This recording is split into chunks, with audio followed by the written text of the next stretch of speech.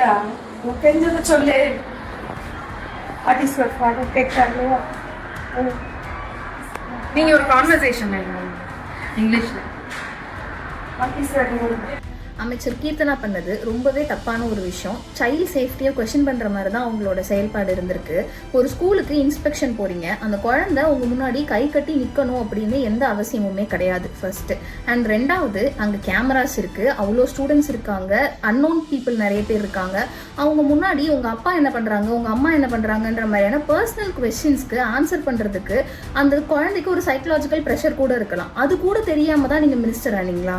சேஃப்டிக்காக ஸ்கூல்ல sex education எவ்வளோ இம்பார்ட்டன்ட்னு எல்லாரும் பேசிட்டு இருக்க இந்த டைம்ல கன்சர்ன்ட்னா என்னன்னே தெரியாம அந்த குழந்தைய கேமராஸ்க்காகவும் ரீலுக்காகவும் ஃபிலிம் பண்றீங்க.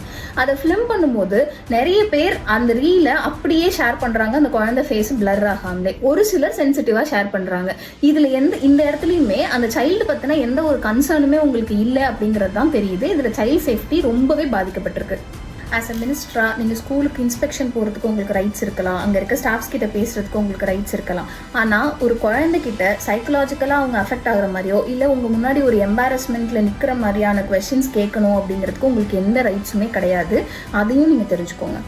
அண்ட் இன்னொன்று, லாஸ்ட் பெஞ்ச் ஸ்டூடெண்ட்ஸை பார்த்து இந்த ஸ்டூடெண்ட்கே கேள்விக்கு பதில் சொல்ல திணறாங்க. இப்போ நீங்கள் அவங்கெல்லாம் கேட்டு பார்த்தீங்கன்னா அவங்க எப்படி பதில் சொல்லுவாங்க அப்படின்னு சொல்லிட்டு லாஸ்ட் பெஞ்சர்ஸ் அப்படின்னு நீங்கள் சொல்கிற இந்த விஷயமே அந்த குழந்தைங்க மத்தியில் அவங்களுக்குள்ள இன்ஃபீரியாரிட்டி காம்ப்ளெக்ஸை கிரியேட் பண்ணும் அப்படின்ற ஒரு சென்சிபிளான தாட் கூட உங்களுக்கு இல்லை அப்படிங்கிறது அந்த வீடியோ பார்க்கும்போதே ஆச்சரியமாக தான் இருந்துச்சு.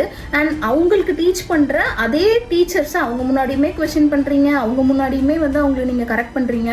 இது எல்லாமே அந்த இடத்துல உங்களோட ஒரு இன்சென்சிபிளான ஆக்டை தான் காமிச்சே தவிர அந்த எந்த இடத்துலையுமே நீங்கள் அதை மெச்சோர்டா ஹேண்டில் பண்ணல. ஒரு சைல்டோட ஒரு சேஃப்டியை யோசிச்சோ இல்லை அவங்களோட ஃபியூச்சரை யோசிச்சோ நீங்கள் அதை பிஹேவ் பண்ணல. ஆஸ் அ சைக்காலஜிஸ்டா இதை வன்மையாக கண்டிக்கிறது என்னோட ரெஸ்பான்சிபிலிட்டி அப்படின்னு நான் நினைக்கிறேன். இதுக்கப்புறம் இது ரிப்பீட் ஆகாமல் பார்த்துக்கோங்க.